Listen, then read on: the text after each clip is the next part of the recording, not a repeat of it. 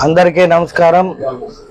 చంద్రగిరి నియోజకవర్గంలో మా కూటమి అభ్యర్థి అయిన శ్రీ పులివర్తి నాని గారిపై ఇవాళ వైసీపీ చంద్రగిరి అభ్యర్థి అయిన చెవిరెడ్డి కొడుకు చెవిరెడ్డి అనుచరులు దారుణంగా దాడి చేయడం జరిగింది. ఎక్కడైనా ఎలక్షన్ తర్వాత సంబంధిత బాక్సులన్నీ పలానా కళాశాలలో భద్రపరిచారన్నాక ఆ అభ్యర్థి పోవచ్చు, మా అభ్యర్థి పోవచ్చు, ఎవరైనా కూడా పోవచ్చు రావచ్చు. ఎందుకంటే అక్కడ ఏ విధమైన కట్టుదిట్టమైన భద్రత ఉంది ఏమి అని పరీక్షించే హక్కు ప్రతి ఒక్క అభ్యర్థి పైన ఉంటుంది.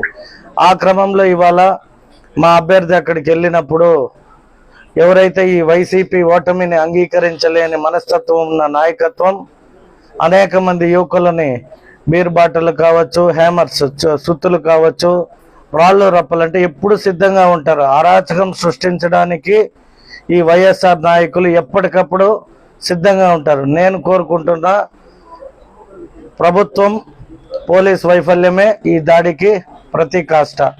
ఎందుకంటే ఎలక్షన్ అయ్యి ఇంకా 24 గంటలు గడవలేదు, అప్పుడే ఇన్ని దాడులు. అలాగే మీరు ఒక చంద్రగిరియే కాదు, చూస్తూ పోతుంటే ఎక్కడెక్కడ ఓటమి భయం పట్టుకునిందో ఈ వైఎస్ఆర్ నాయకులు మొత్తం దాడులకు పాల్పడే ప్రయత్నం చేస్తున్నారు. కావున పోలీస్ వారికి కానీ అలాగే ఆర్ఓ గారికి కానీ మన ఎలక్షన్ కమిషనర్కి ఒకటే మా విన్నపం, తెలుగుదేశం గెలిపోతుంది, తెలుగుదేశం పార్టీ అధికారంలోకి రాబోతుంది, చిత్తుగా ఓడిపోయారనే ఒక భావంతో ఇవాళ మా పులివర్తి నాని గారిపైన అటాక్ చేయడం జరిగింది.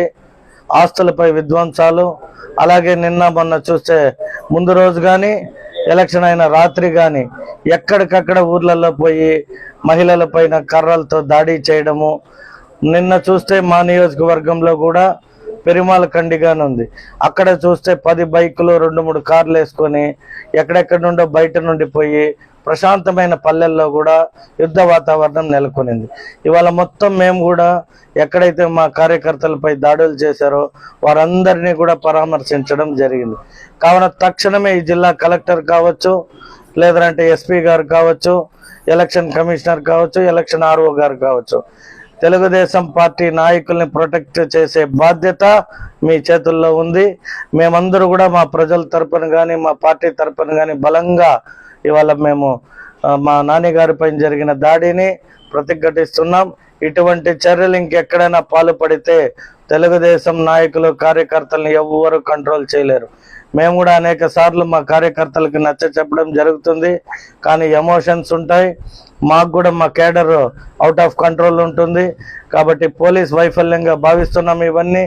ఇటువంటి చర్యల్ని మీరు ఎక్కడైతే స్ట్రాంగ్ రూమ్ ఉన్నిందో అక్కడే ఇలా జరిగితే ఇంకా అమాయక ప్రజలు నివసించే జాగాలో ఎటువంటి గలాటలకి ఎటువంటి అల్లర్లకు పాల్పడతారనేది ప్రజలందరూ కూడా గమనిస్తున్నారు.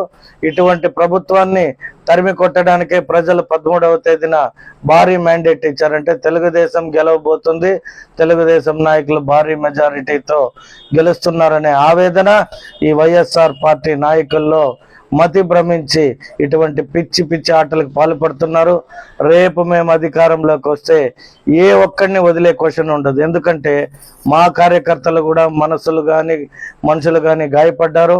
వారిని మేము ఆపడానికి కానీ ఆపినా వాళ్ళు ఉండే పరిస్థితిలో ఉండరు. కాబట్టి మరొక్కసారి ఎస్పీ గారికి ప్రత్యేకంగా మీరు వీటిపైన కఠినమైన చర్యలు తీసుకోకపోతే ఎక్కడ ఇంకొక అల్లరి జరిగినా తెలుగుదేశం పార్టీ కార్యకర్తల పైన కానీ నాయకుల పైన కానీ ఏ ఒక్క కార్యకర్త ఊరికే ఉండే పరిస్థితి లేదు. తర్వాత ప్రజలు మీకు మా ప్రభుత్వం వచ్చినాక బుద్ధి చెప్పడానికి సిద్ధంగా ఉన్నామని తెలియజేసుకుంటున్నాం. Thank you.